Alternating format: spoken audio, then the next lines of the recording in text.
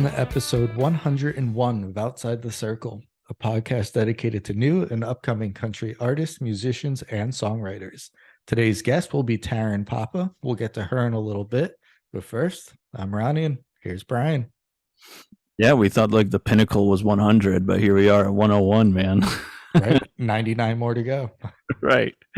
Yeah, welcome back, everyone. We're still doing this. Yeah, this is crazy. This was a really fun interview. We're recording this and releasing it a little late, but I had a horrible work commute yesterday, so kind of pushed everything back a little bit. The beauties of traveling in and out of New York City are never endless. All the adventures you get put on. Yeah. I still don't know how you continue to do it. Dude, I would have been long gone. Dude, so Jamie, my wife, she texted me because I'm telling her like all the extra steps that I have to do now because the trains are stuck. And she's like, I would never know how to do that. And I'm sitting there in my mind, I'm like, I hate that I know what I'm doing. You know what I mean? Like, I grew up as a farm kid in a construction family, and here I am navigating New York City subways like it's like my job. Yeah. And the commute you had yesterday was just about as long as your job for the day. So Yeah, that was awful. 4.5 hours for me to get out of my work door into mine. It's horrible. Yeah. But the good news is we're getting this out a day or two later than normal. But at the time of the release, you have a show this weekend playing at Reckless Town again, a distillery. Yeah. Our local place, and it's a cool Kentucky Derby event. It's going to be fun. Yeah, I'm excited for it. I'm super happy they're having me come back and play some more. They have really cool events. I'll give them that, man. And their menu always changes. So their local distillery, but their mixologists are awesome. So their menu of different types of drinks is always changing. And yeah, it's super cool, super fresh every time you go in there for something different. And yeah, I'm super excited for that one. Yeah. I will be there early with you, but before that, I decided it was a smart idea to book a 6:57 tea time. So I may be coming in a little sunburnt and tired, but it'll be a very good day of being outdoors and eating Yeah. food, and yeah. Hopefully you'll be coming in for celebratory drinks after you shoot a nice even whatever. Amazing one. Yeah, I need a 82 is my handicap par, so I'll take an 82 any day of the week.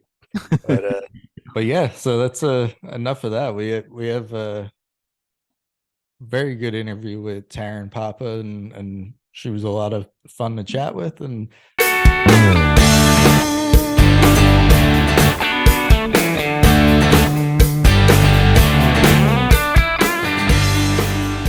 right, everyone, we're here today with singer-songwriter Taryn Papa. Welcome to Outside the Circle, Taryn. Thanks for joining us tonight.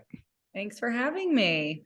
Yeah, we're excited. We got a recent new single release and really a lot of other stuff to get to. So let's we always like to start with the cliche stuff from the top. So tell us a little bit about where you grew up and how important music was in your household, things like that. Sure. I grew up in Middlebury, Connecticut. I lived there until I was about 23. I played in bands when I was back home. I had a band with my uncle. It was called No Excuses, and we played all over Connecticut. I was in a 10-piece horn band. I was in a wedding band. I pretty much did a little bit of everything before making my move to Nashville. But my grandfather inspired me to start playing and learning songwriting. He played piano as a hobby, and just hearing that music throughout the house was awesome at my grandparents' house. And it really inspired me to want to make sounds too and figure out what he was doing. And later, when he got Alzheimer's, it was the connection that we shared musically that, would kind of bring him back to remembering, oh, what's that song? I feel like I know that, and it lit, a light bulb in my head of, wow, music is so powerful, not just lyrics, but also the sound and the feeling. And from there, I moved to Nashville, 23, and it just kind of took off. I wanted to make people feel too. So, That's cool. I think I did a few stints in Connecticut. I lived there for a while on the other side, on the eastern side of it, in like Norwich area. okay. Um, Connecticut's like one of those cool like music gems that I don't think a lot of people know about.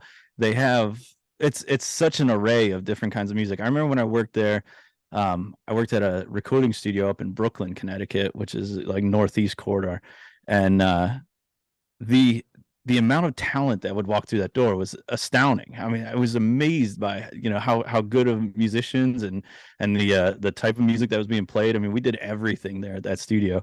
So yeah, it's really cool that it's our first Connecticut person, right? Yeah.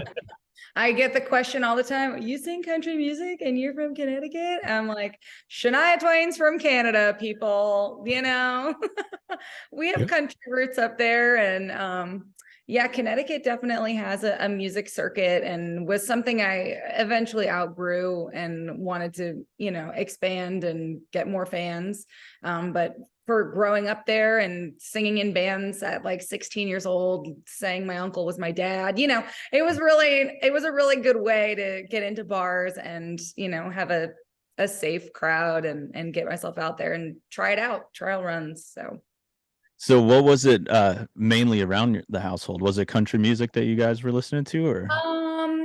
My mom always told me that she always had a country music station playing because it's like safe music. It wasn't, you look better with the lights out type of lyrics. It was, this truck and my dog. And so for sure it was the safe station. But growing up, I would say it was a little bit of everything. My dad was like the disco Soul Train guy. He loved like Tower of Power, the Bee Gees, Chicago, Peter Cetera, like all that type of music. And my mom was very Diana Krall, Celine Dion, Aretha Franklin, a lot of big vocalists, but we kind of listened to a little bit of everything. So I'm very well-rounded music wise. And when I moved to Nashville, maybe it was a little bit before I moved to Nashville, I kind of fell in love with country music because I loved the stories and I loved how honest people were. And I know that, pop is super catchy, but I wasn't really relating to a lot of the lyrics at the time. I went to an all-girls college, Catholic, high school, morals and values, which I still have in my life, but I wasn't really relating to the drink and I didn't connect with it. So Yeah. I started listening to Martina McBride, Faith Hill, Trisha Yearwood. And I was like, wow, even though I don't relate to you being on a tractor or, stealing your boyfriend's truck, I believe you. And that's something that drew me to country music for sure. Yeah. That's it is all about the storytelling, right? That's the same thing for me too. I did not grow up in the country world, and we're actually based out of New Jersey, so we're Oh, cool. just south of Connecticut there.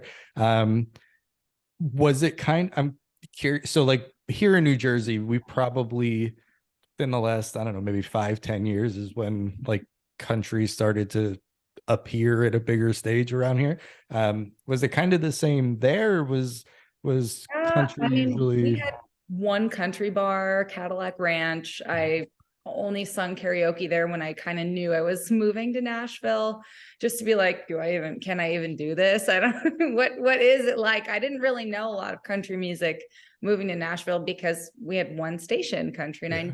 95. And to your point, it wasn't as large as it is now, which is great. We love all the fans, but growing up, yeah, it wasn't what I always sang. When I sang live in the band, I sang Kelly Clarkson, Gwen Stefani, Jessie J, just a random oh my gosh, so many, the Lumineer, like there were just so many different, older pop, Bruno Mars, all of that I was kind of dipping my toes in.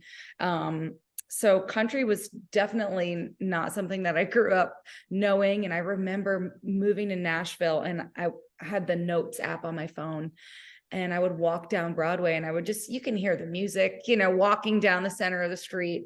And I would write stuff down on my phone, like, okay, female singing song about a man walking the line. And I would go Google it. And it was Shania Twain, Any Man of Mine. And then I would be like, oh, wow, okay. And I had to learn, I learned all about the song. And I was a history major in college. So I loved, like, oh, who is this producer? And why does this guitar sound the same as it does on like a Faith Hill record? Oh, it's the same guy. Or I started really getting into the who and the why and the what, but I had no idea what I was getting into. No. Yeah, the Nashville studio musician scene is crazy because there's like It's select not. players that just, you know, that's their job, is to just do, you know, sets, you know, multiple sets every single day in different studios and bounce around and lay down like perfect tracks, you know, their first run through. And it's, you know, those are the guys that you hate, like we said before, because they're so good at it. I used a bunch of them for my my EP that, you know, I'm sure we're going to talk about, but I used those studio musicians that have played for Carrie Underwood and have, you know, been on Grammy award winning projects. And I'm like, well, I'm kind of picturing like a, and they're like, and I'm like, okay, you know what? They just get your brain and they put it into song, and it's a wild and awesome experience for sure, the talent. Yeah, no, that's yeah, that those guys and girls could, it's amazing. And we talk about it all the time, the lost art of physical copies of things, where you start to notice the same names and, you know, all that when you're reading through the notes. But yeah. So when did you know that like music was going to be the thing that you were going to focus on and pursue?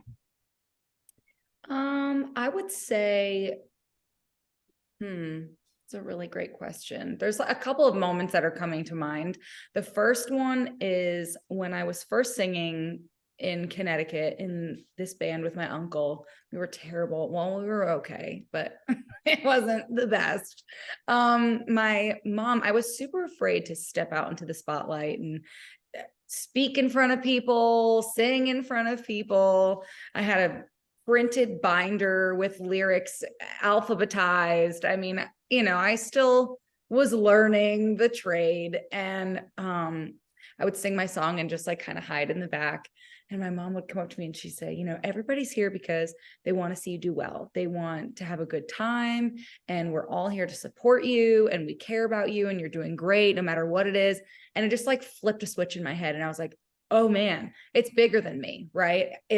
I'm responsible for somebody's first time that they're vacationing with their husband in 10 years. I'm now responsible for my son spent all day in the basement learning this song. Like, he wanted to hear it live. I just felt this responsibility to be the life of the party, to be the best singer, to hit every single note the right way, you know, to look the part, to be the part. And that was one of the first moments that I felt like, okay, I have to do this. I'm good enough to do this. And then I would say moving to Nashville, the second part of that answer, I took a job when I first moved here as a secretary of a insurance company. I didn't really know if I was going to make a living performing full time, if a band was going to want me to sing. And I started out, and what would take me 2 weeks to make money wise took me 4 hours on Broadway. And once I started noticing, like, okay, wait a minute, something's wrong here. Like, this, I'm getting tipped pretty good here.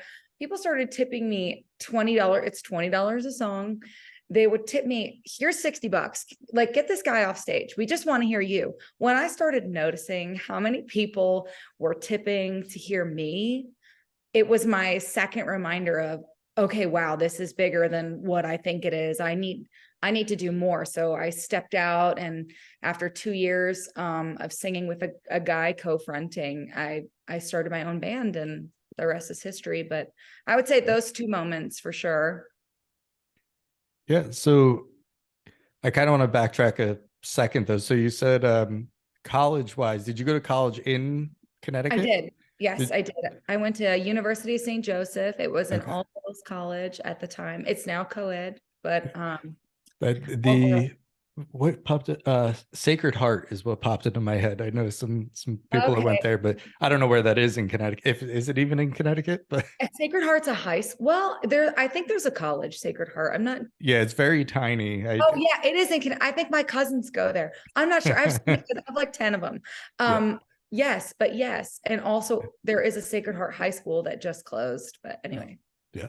yeah, So yeah, so St. Joe's, and then yeah. I as well was a history major, so I Oh, appreciate that. So you moved to Nashville. yeah. You're playing Broadway. You're finding your way. You're literally finding your way into country music.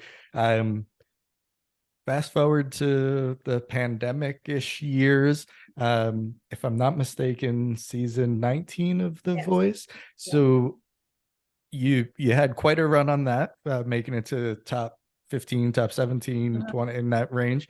It was also the pandemic. So what was that experience like? One, just being on a show like that, but then also in that climate. Yeah. Sure. So I had been auditioning for The Voice since like I would drive to Gillette Stadium and sleep on the sidewalk and audition for The Voice when it first came out. And I tried everywhere. I drove to Memphis. I've driven to Atlanta. I've done it in North Carolina. This was a show. I was like, if I'm going to be anybody, I have to be on this show. That was in my brain, was like, I need people to just hear me because you're another girl, you're a brunette, you sing, you play guitar, you play piano. Cool. Welcome to Nashville. Like, join the club. We're all here doing the same thing. We all sound, for the most part, like, welcome. Like I said, welcome to the club. Great. You sing too. Hi, how you doing? But I figured like if I am going to be anything or get any type of notice, it's going to be on a show like The Voice. And so, like I said, I auditioned a bazillion times.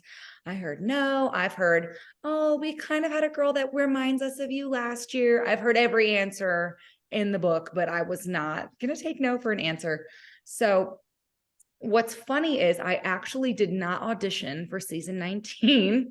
I got an email that said, we're looking for female country artists, and you came across our table. I don't know if they were going through old footage thinking, man, we feel bad for this girl or what, but I ended up on season 19, The Voice.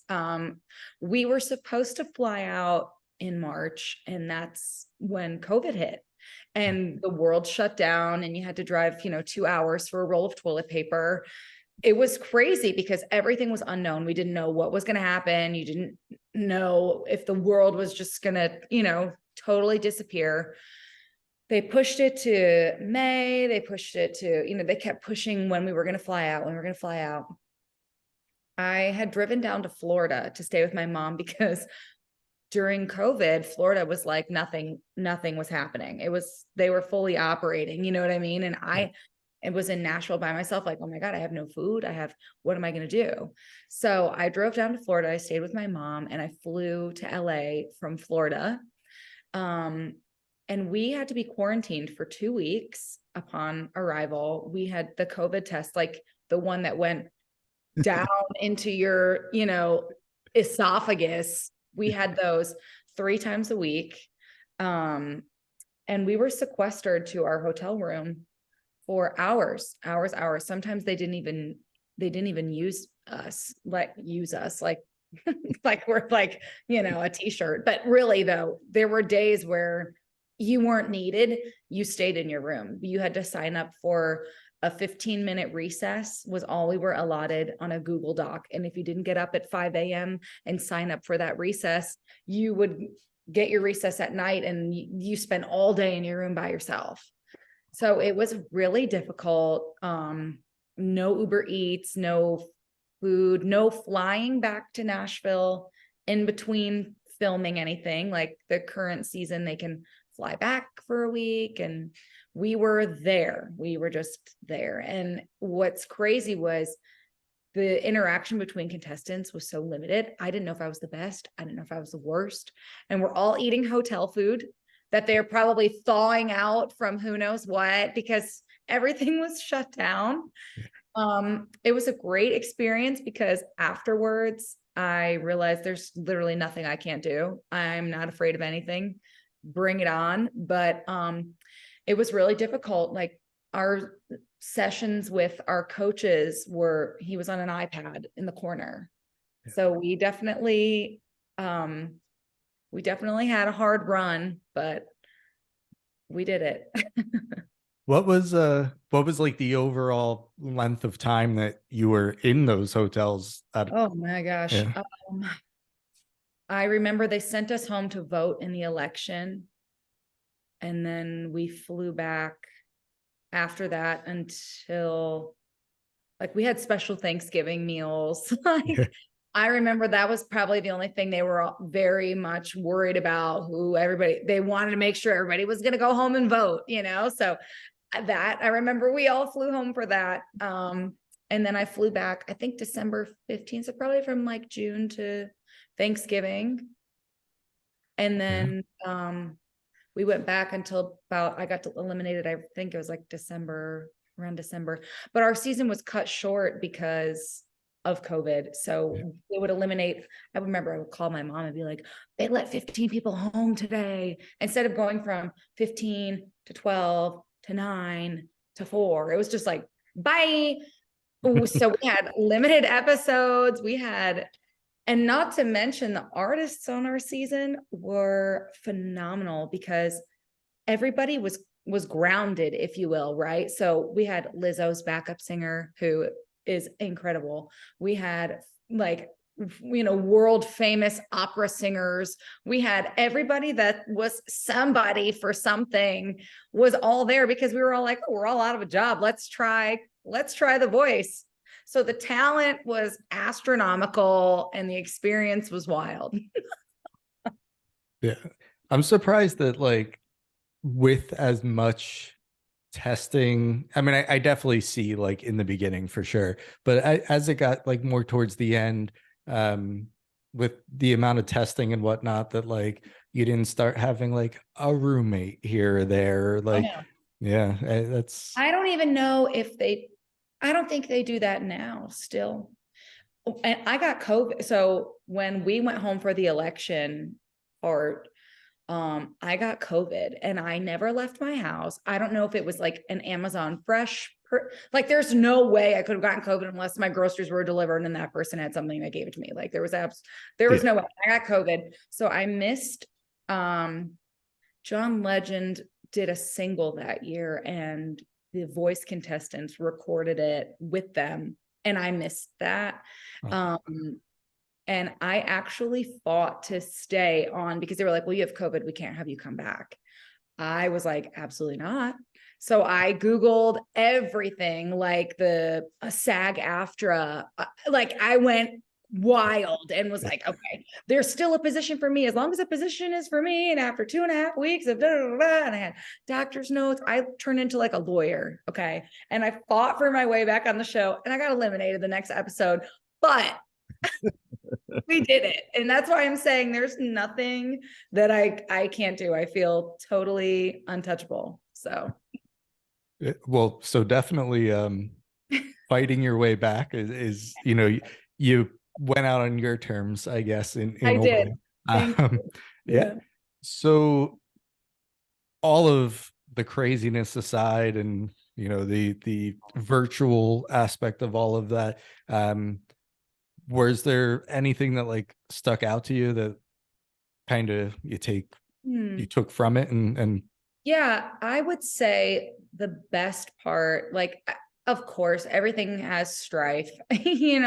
Without dark, you wouldn't have light. You wouldn't know how amazing something was if you didn't have to literally run through mud to get to it, right? So The Voice, there's two parts to this again. The first part would be at a time where the world was shut down and everything was unsure, I was still able to do music. And that's what made sense for all of those no's, all of those years, right?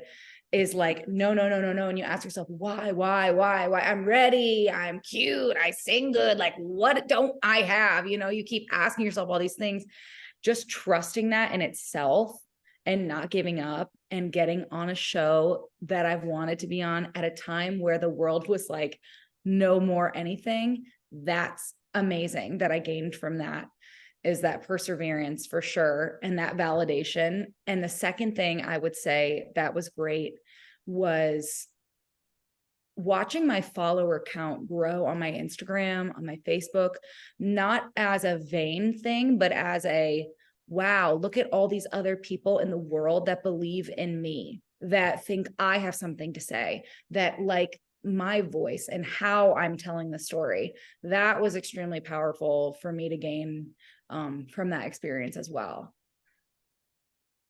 Yeah, so that's actually kind of a really good transition. So speaking of your voice and what you could give to the world in music, let's kind of talk about songwriting a little bit then. Sure. So first and foremost, the clichéness of it, what does that process look like for you?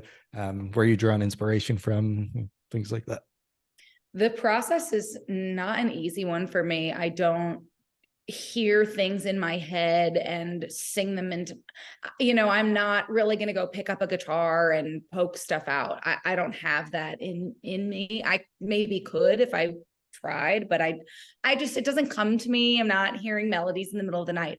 So I have a really hard time. And for a long time, I didn't really know what I wanted to say or what I wasn't raised by wolves. My parents were civil. I like my siblings. I grew up totally fine. Like, you know what I mean? I didn't have 50 boyfriends. I was just a good little small town Catholic girl. Like, what do I have to say?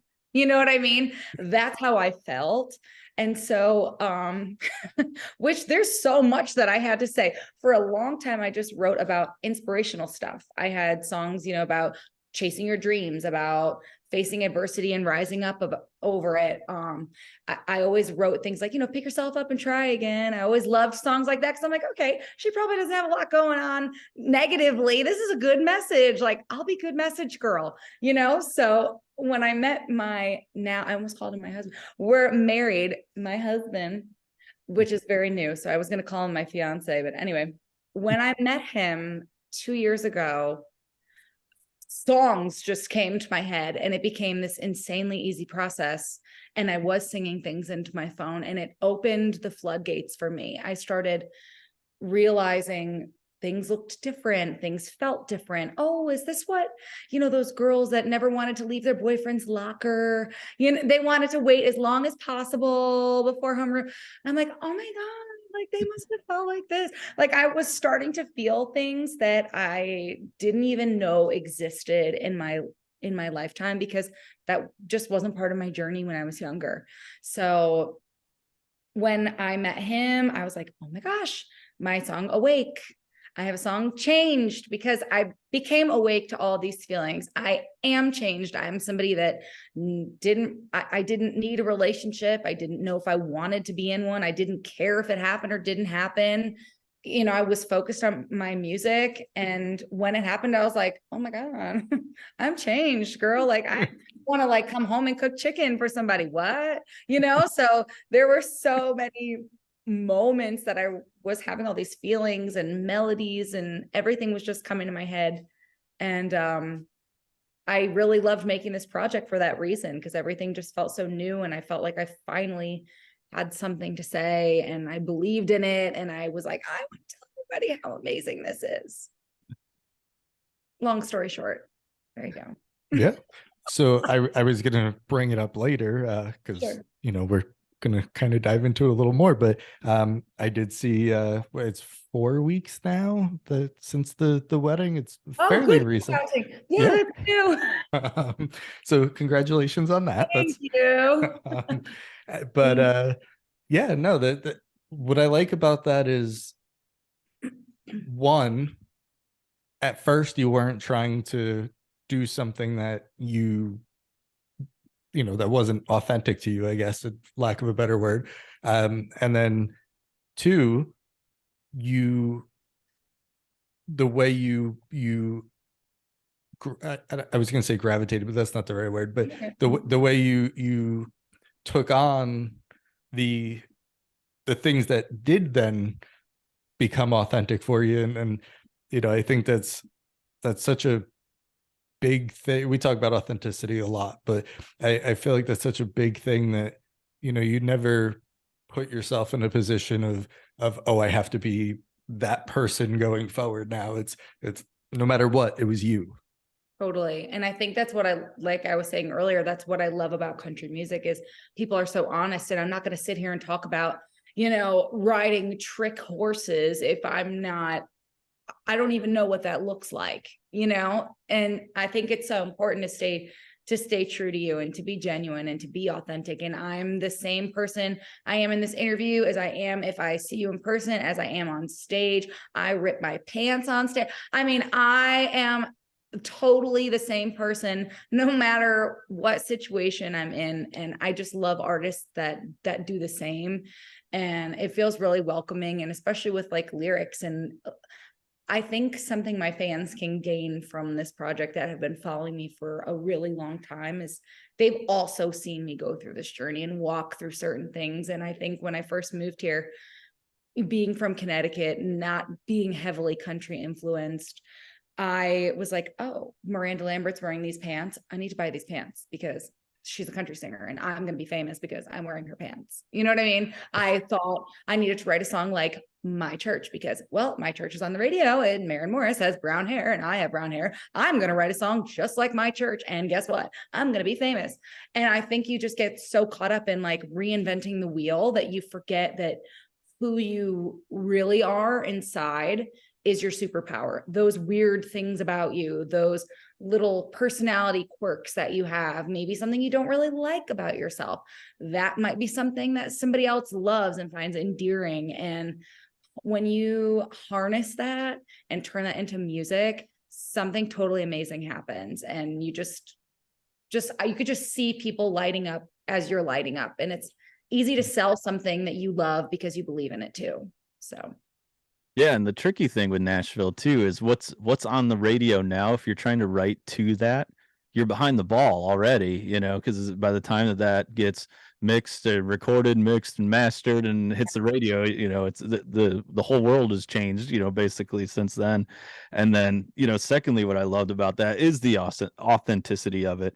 I gravitate to artists that I feel are authentic in their words and in their vocals and their songs. So, and I think that happens for a lot of fans of music, is that they, once they find an artist that they feel they connect to on that level, then, you know, you have fans for life at that point. for sure. And that's what I love like about Taylor Swift fans and the Swifties out there. I know they might come for me right here, but like I've never sat down and listened to her album from start to finish. And I love a lot of her music, but her fans, when she was first coming out, that age group, they grew up with her. Taylor went through the breakups they went through. They lived her life with her. And that is an insanely incredible fan base, experience, family, whatever you want to call it. There is nothing like the Swifties. And it's because they were so in tune with who she was. You know, they were going through this when she was going through it. And that is amazing, the way that she was able to be like, this is my true authentic self. And I'm singing to you. And here you are. I've just experienced this on Wednesday or whatever it is. And it's incredible. It's incredible. It's like once in a lifetime type stuff. So. Yeah, so I am I'm the resident Taylor Swift fan on the podcast. In fact, I had on a Taylor Swift shirt before and I took it off for this, but yes, I'm exactly what you're saying. I'm pretty sure her and I are the same age, might be I think a me too. year or two I'm not apart. sure. And Yeah. so like yeah, when she was 16 and I was 16, like Right. I granted, you know, teardrops on my guitar, not me You weren't singing. doing that. You weren't. No, but I it all made sense and it was all part of that. So no, I Yeah. definitely agree that fan base understands that. Yeah. She has an amazing fan base. She is a perfect example of taking adversity and turning it into powerful music and being completely untouchable. And, you know, just from my time on The Voice, I would get, oh my gosh, I would get DMs from people. Stop looking at Blake Shelton. He's in love with Gwen Stefani. And I'd call my mom crying, like, oh my God, like these people don't even know he's on an iPad. Like, I've seen him one time. I'm getting like death threats because I'm in the same room as him on a game show. Like, holy smokes, right? And I can only imagine like what Taylor Swift is getting.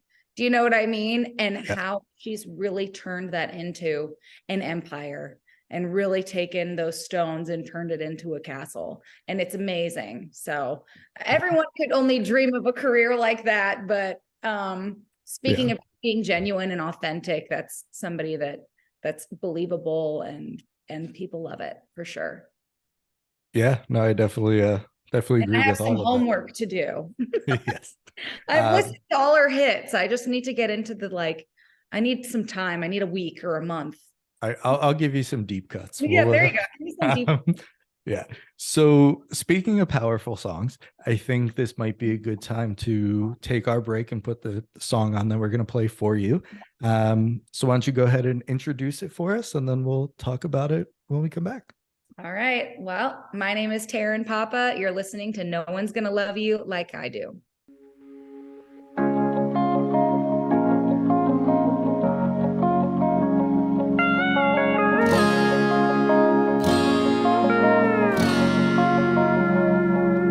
People tell me you're a catch. Well, I know it, you deserve the best. There's no going around the obvious. I'm lucky that I get ya.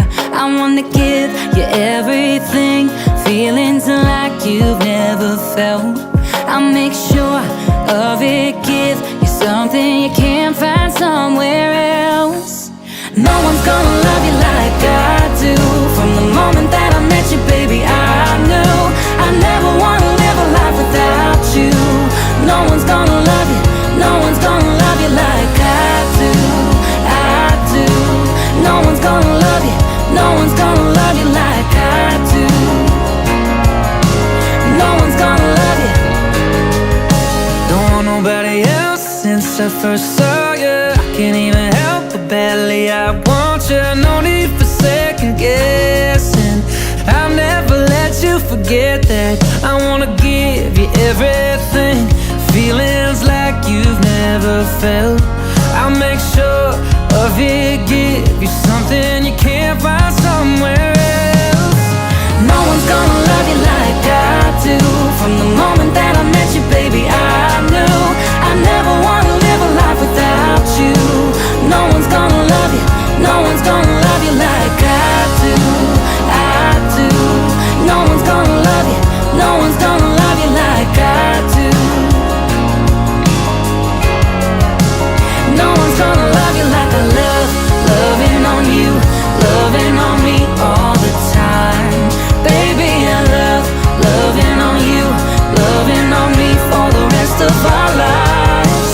No one's gonna love you like I do. From the moment that I met you, baby, I knew I never wanna live a life without you. No one's gonna love you, no one's gonna love you, no one's gonna love you like I do. From the moment that I met you, baby, I knew I never wanna live a life without you.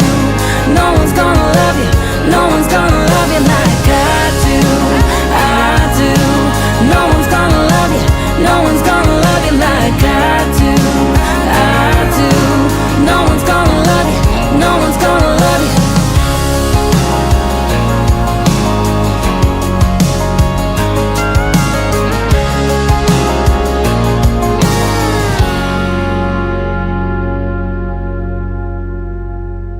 So let's talk about No One's Gonna Love You Like I Do, which also features Zach Dyer, I believe is his last name there. So what was the inspiration behind that song, and most importantly, putting it out in the world for you? Yeah, so this is the final song that we released from the EP. I think we released it like maybe a week or so after the wedding. So it was kind of fun to go full circle from meeting my husband 2 years ago and writing Awake and Changed and just going through that process to finally getting married and releasing, that final track to just round the project out. The song was one where I remember it very vividly. I didn't write it in the order we released them. But we had a long distance relationship for about 1.5 years before he moved here. And of course that comes with, highs and lows. For the most part, everything was high. I will say we communicate really well, but there was one of those days I was just like, you know what? Nobody's going to love you like I do. Okay. Because no one's putting up with whatever it was. I don't even know what it was. I was just being dramatic. And I was like, man, that's a really great song idea, but it sounds mean, right? Like nobody's going to love you. That's really so. When I got into the writing room, I was just venting all this stuff. And then we were like, no one's going to love you like I do. And so we made it a fun, a little sassy song into a cute little love bop, if you will. And I sent it to Zach and he could not wait to get on it. And I'm so happy we did it together. And he's recently engaged. So it was just all the love in the air. And it's super fun and people love it. And I'm grateful for that. So Yeah, I think this is a really cool song. It's a very pretty song. And yeah, your voices complement each other really well in that mix. And I'm always a fan. And I am a traditional country guy. I grew up with it and everything. So I love anytime you throw a steel guitar in there. I'm a big fan of that. But yeah, I mean, this is great. I mean, I'm recently married too. I'm on month 5. So this is yeah, this came out great for me. I love this song. thank you so much. Congrats. Yeah, I made sure we have steel on every single one of mine because I think that was just like one of the first instruments that I fell in love with. That was country, and it's almost funny because I'll be like, man, this song's really pop. Let's throw something out. Like we got a banjo we can throw on this thing. So steel was the default for the country sound, but it actually works extremely well. And Bruce did an awesome job. He's just one of those insane studio musicians and just crushed it. Yeah, so I have to piggyback Brian on how great this song is and kind of the same thought process that I went through as well with I'm oh boy, what are we in 23? So I'm 2.5 years married now. So it's been not 5 months, but it's been quite a while. But I still I hear this and it I guess I don't want to say reignites the flag, but you know what I mean? Like Good, that's cute. You wanted yeah, to. it keeps yeah. And kind of the same situation. We had a little bit of a long distance relationship. Kind of.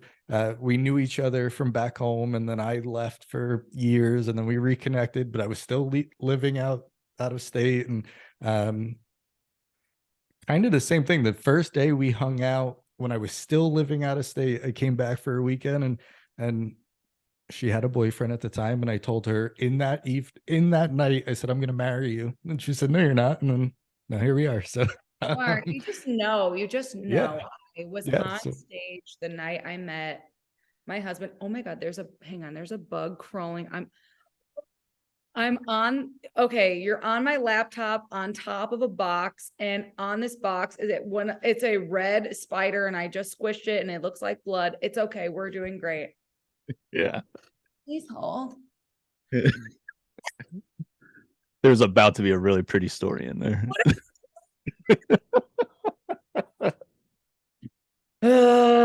Okay, so anyway, man, that was gross, but we're gonna get back on track. I can't believe I just killed that with my finger. I'm sorry, you guys. I'm the type that's gonna get up and scream and run, but I have sweatpants on the bottom half, and I had to be really aware of what was going on at the moment. All right. The night I met my husband, I was singing on stage, and it was like an incentive trip for his insurance company. The top producers that sold this specific line of insurance got to come to Nashville as like a yay, thank you so much for making us money and we're successful because of you type of deal. So I got hired to play. Now I'm looking for bugs. I got hired to perform at this event. And when he walked in, he didn't walk in until the very end. I had maybe like 3 songs left. Because they bought out the whole bar. So there was like 3 stories of stuff happening. And he walked in and I finished a song. I'm absolutely kid you not. I looked at my guitar player and was like, you have to sing something. I got off stage. I walked over to him and was like, I'm supposed to know you. I just knew it. It was just, that was my person. That was it. That was my person. And here we are. It was the craziest thing ever. And I never really believed, oh, when you know, I'm like, yeah, when you're gonna have to settle for something, or you're gonna have to know. I knew that it was him. So I feel you on that. It's awesome. Yeah, no, that's what you want, right? At the end of the day, it's that. So speaking of Awake and your EP there, so also released around February in that time frame. How has the response been to the EP as a whole so far? Great, I would say. Changed is a song that I thought, I knew it was going to be the crowd favorite, and it ended up getting the most streams and being the most, that one for sure was the most like radio friendly, if you will. Awake was a song that I definitely wrote for me, which had a great response as well. But that one was definitely my most personal song, I would say, because that was so true for me and my feelings at the time.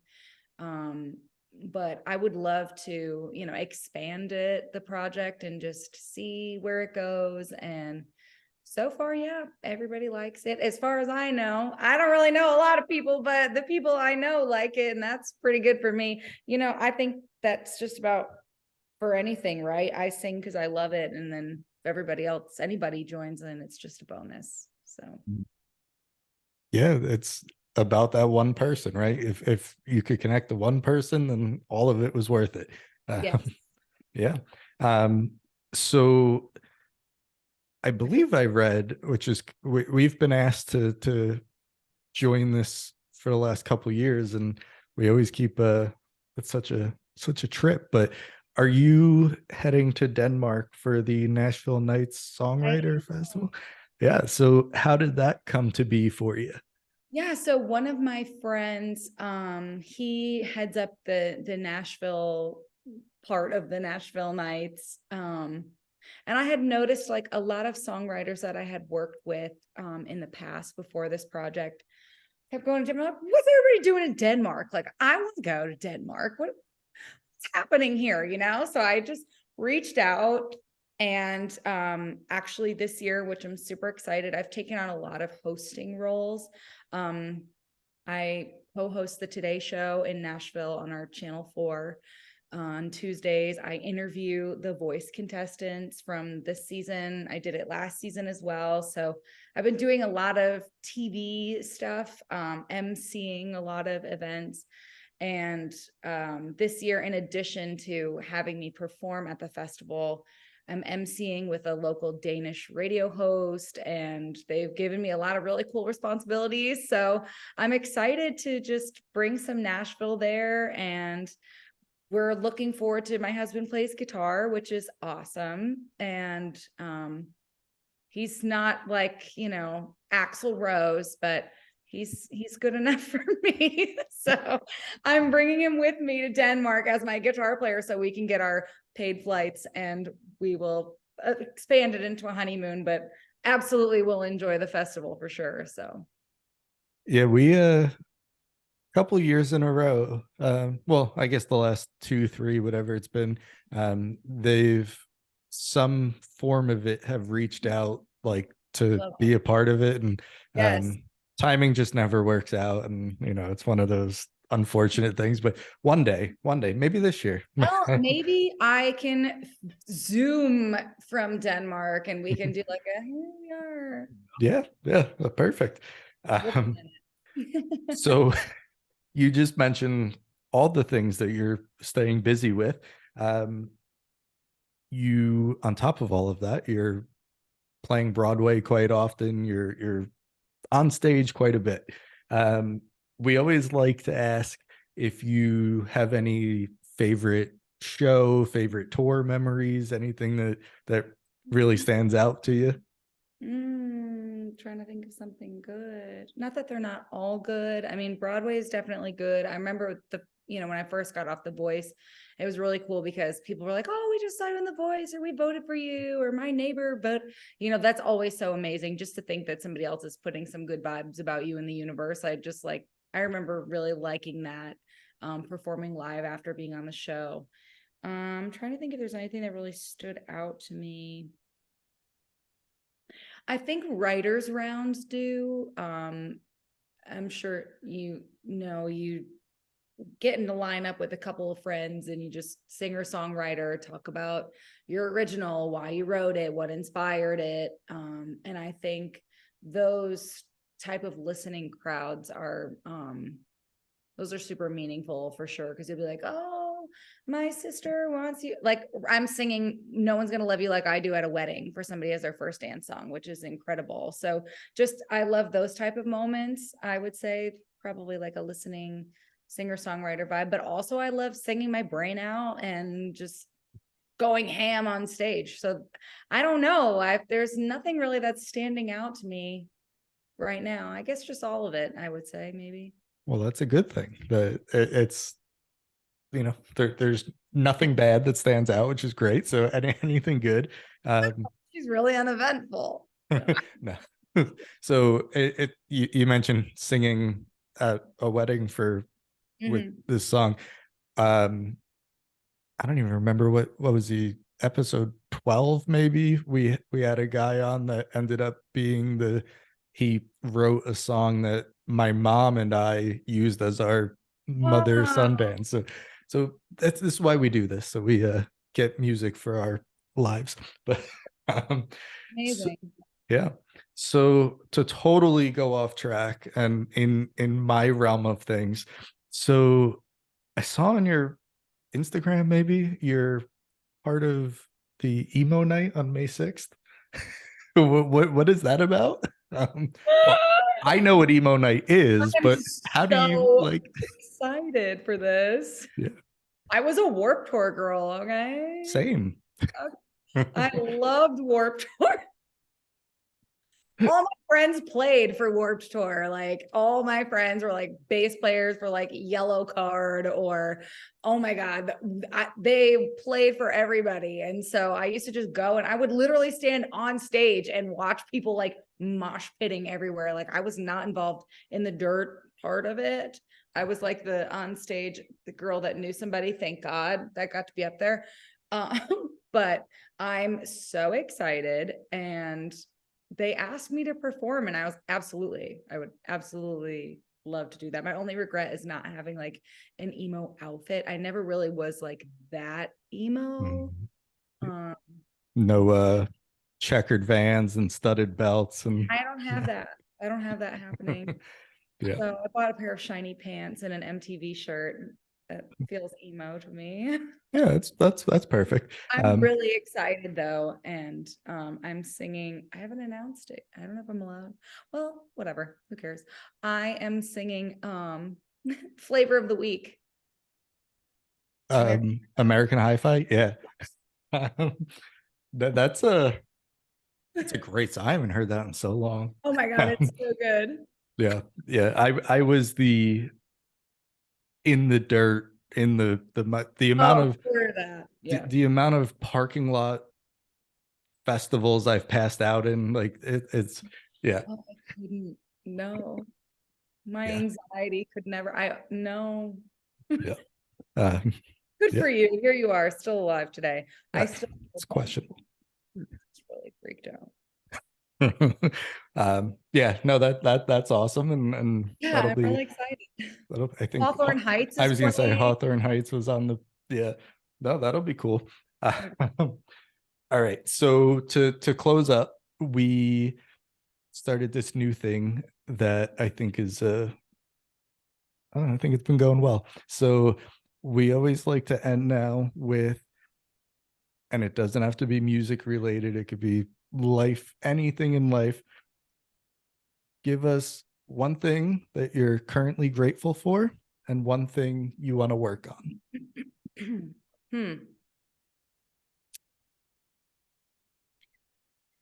This is great. One thing I'm grateful for.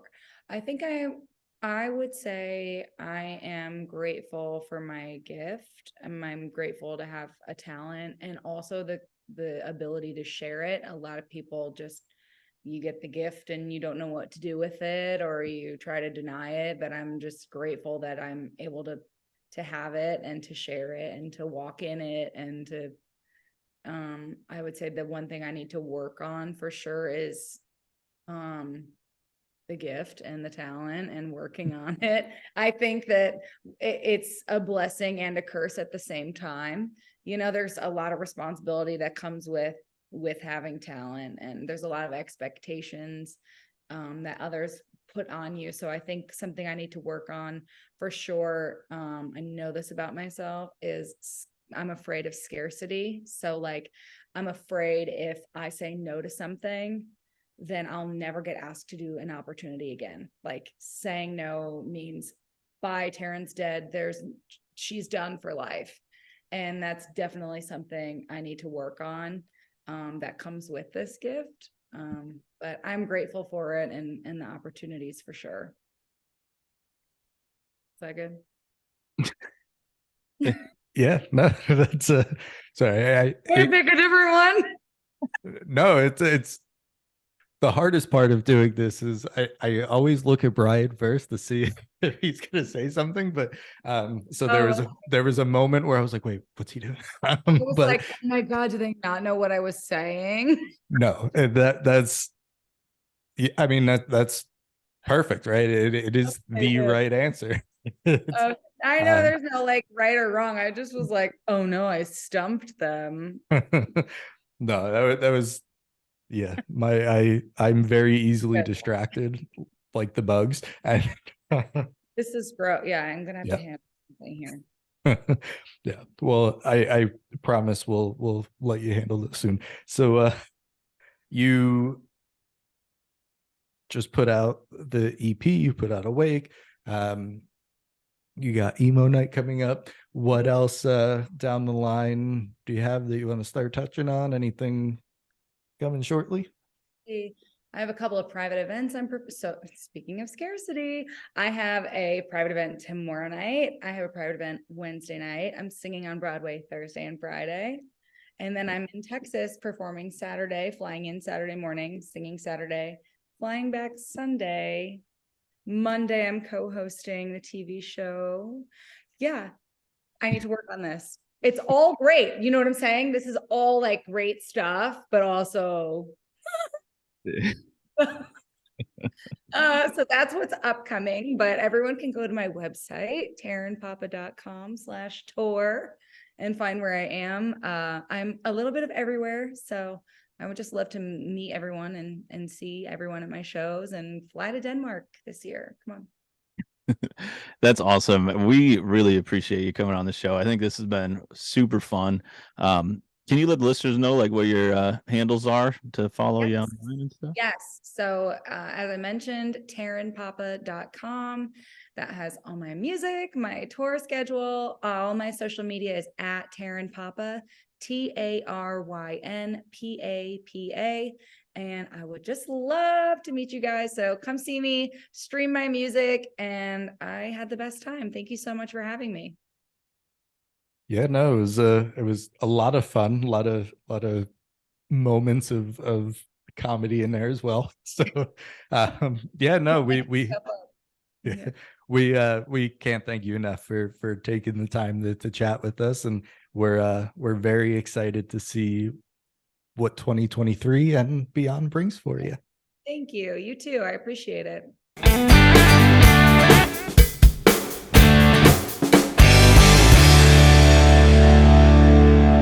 All right, so that was our interview with Taryn Papa.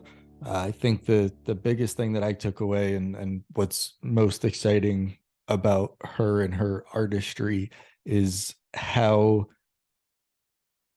authentic she wants to be in being the good message deliverer in her songwriting.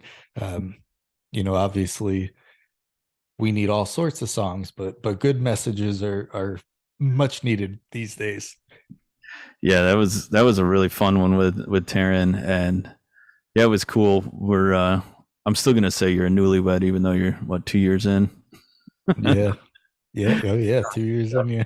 So yeah, that was a fun experience for all of us. And then yeah, I love the fact that we had that quick little chat about Connecticut. I'm very fond of that state and had a lot of really great memories living up there, and a ton of music memories. And I remember that area being really, really successful as far as, the talent of music that came out of that area.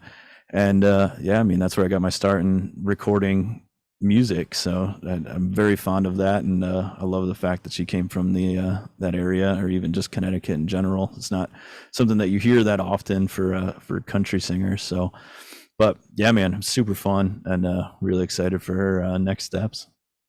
Yeah, and coming out of Connecticut to going to do The Voice, and getting that validation and followers, that definitely helps, and pushes her in the right direction of that she is supposed to be doing this. So yeah, we mentioned in the interview, we mentioned the EP Awake. So it's already out, so make sure you go and listen to all the songs, not just the two we played for you today.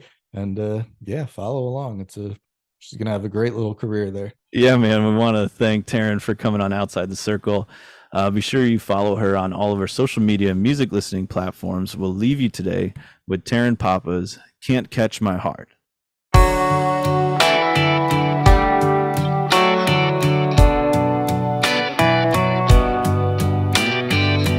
Been so many places, seen so many faces, not sure what makes this feel so brand new.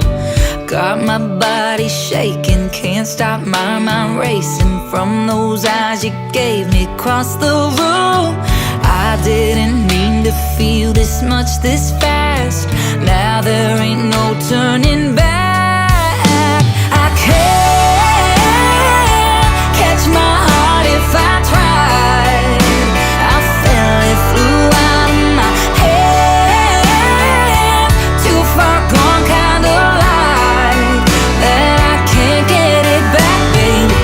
Shoot it to the moon if you wanna put it on a one-way flight. I ain't gonna miss it, gonna kiss it goodbye. I can't catch my heart if I tried. It's the way it touches, it's the way your love is. Can't get enough, it's out of control. I didn't mean to feel this much this